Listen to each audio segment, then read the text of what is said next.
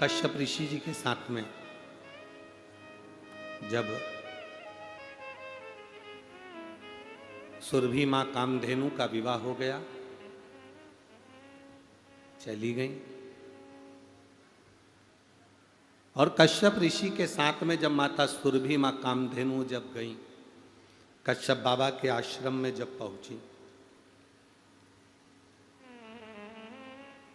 कश्यप ऋषि के आश्रम में जब पहुंच जाती हैं, तब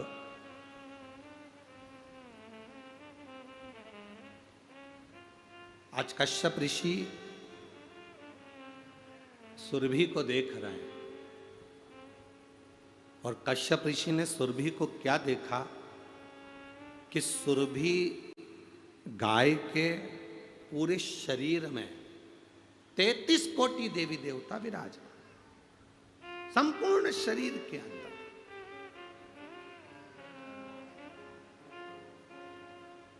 तैतीस कोटि देवता गाय के अंदर विराजे। कश्यप ऋषि ने क्या देखा कि मैं संध्या करता हूं तो जितने भी देवी देवता इस सुरभि के शरीर में है वो सब संध्या करते हैं।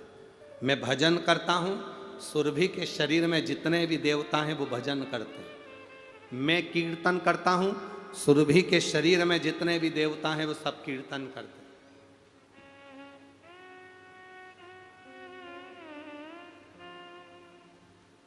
मन में भाव उत्पन्न हो गया कश्यप ऋषि के, चलो सुरभि आज इस वन क्षेत्र में हम भ्रमण करने के लिए चलते हैं।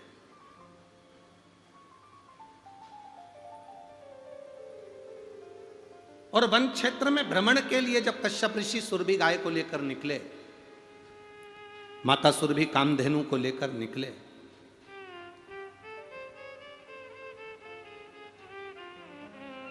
तो क्या देखा, सामने से एक सुंदर स्त्री आ रही, बड़ी सुंदर है वो, अति रमणीय स्त्री, बहुत सुंदर स्त्री। श्वेत वस्त्र हैं, गले में श्वेत आभूषण है, मस्तक पर श्वेत मुकुट लगा है, कानों में श्वेत कुंडल है, हाथ में एक छोटा सा घड़ा है, और बड़ी सुंदर एक स्त्री सामने से आ रही है। तो कश्यप ऋषि को लगा कि कोई देवलोक की अप्सरा होगी, कोई देवलोक से अप्सरा आ रही होगी, और हो सकता है सुरभि मेरी धर्म पत्नी है तो 33 कोटि देवता इसके शरीर में है तो उनका आदर करने आ रही होगी। सामने से एक स्त्री को आते हुए देखकर कश्यप ऋषि एकदम आश्चर्य में पड़ गए कि इतनी सुंदर स्त्री है, और नजदीक आ रही है सुरभि के। अब कुछ देर तक तो वो सुंदर स्त्री कश्यप ऋषि के पास तक आई, और सुरभि गाय को देखकर वो स्त्री 5 मिनट के अंदर ओझल हो गई, छुप गई। 5 मिनट नहीं लगा और ओझल हो गई। अब कश्यप ऋषि को बड़ा आश्चर्य हुआ कि कौन स्त्री थी, कहां से आई थी, सामने आई और ओझल हो गई। सुरभि मैया ने देखा कि ये साधारण स्त्री नहीं थी, ये जो सामने आई थी ना, ये मृत्यु लोक को तारने वाली तरो तारण गंगा महारानी थी, जो सामने से निकल कर जा रही। गंगा है,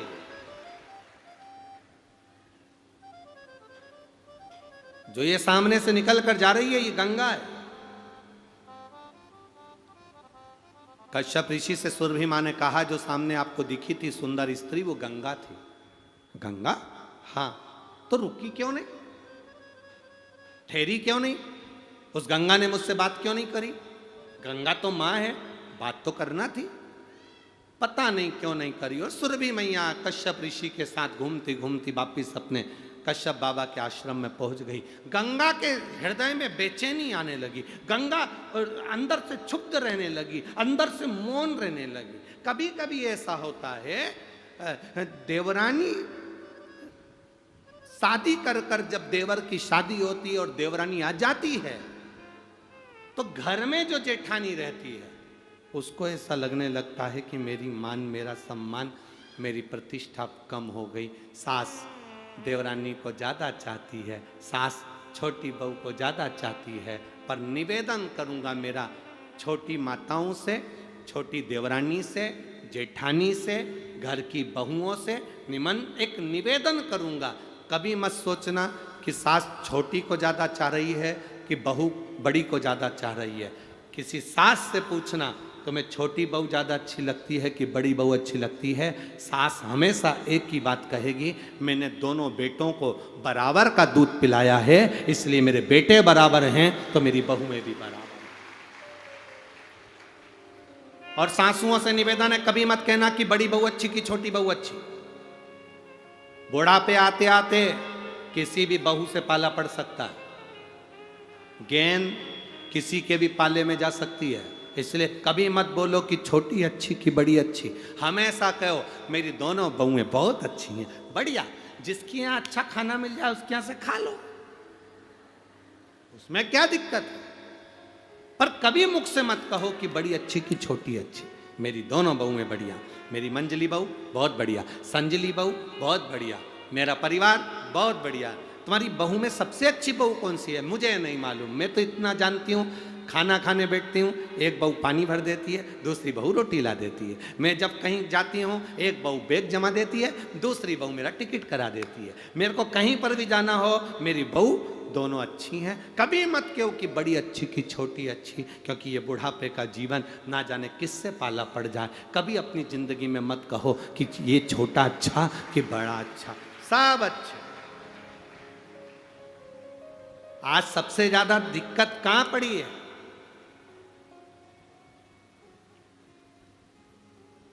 आज जो लोगों ने जो बांटा है ना, ये बड़े और छोटे में हमारा देश बंटते चले जा रहा है। कोई कहता है ब्राह्मण, कोई कहता है क्षत्रिय, कोई कहता है वैश्य, कोई कहता है शूद्र। ये बड़े और छोटे में हमारा देश बंटते चले जा रहा है। राजनीतिक समीकरणों में ये सबसे मूल होते चले गया।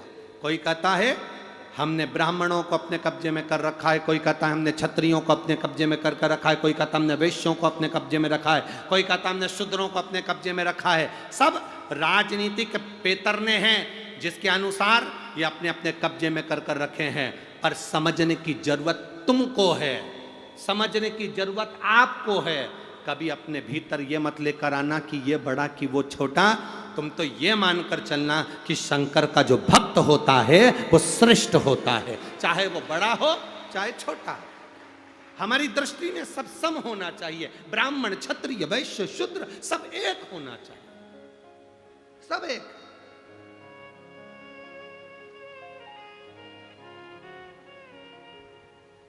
पर लोगों ने बिगाड़ दिया है साहब, ये इनको कोई सम्मान नहीं मिले, इनको सब सम्मान। ना ना ना ना ना ना महाराज, शिव महापुराण की कथा कहती है शंकर जी के मंदिर में ब्राह्मण भी जाता है, शंकर जी के मंदिर में क्षत्रिय भी जाता है, शंकर जी के मंदिर में वैश्य भी जाता है, शंकर जी के मंदिर में शूद्र भी जाता है, शंकर जी के मंदिर में डॉक्टर भी जाता है, शंकर जी के मंदिर में कलेक्टर भी जाता है, शंकर जी के मंदिर में मिनिस्टर भी जाता है, शंकर जी के मंदिर में कमिश्नर भी जाता है, शंकर जी के मंदिर में अगर विद्वान से विद्वान इंजीनियर भी जाता है तो शंकर जी के मंदिर में अनपढ़ भी जाता है। शंकर सबका है, सबके हृदय में निवास करता है। अगर नहीं करता होता एक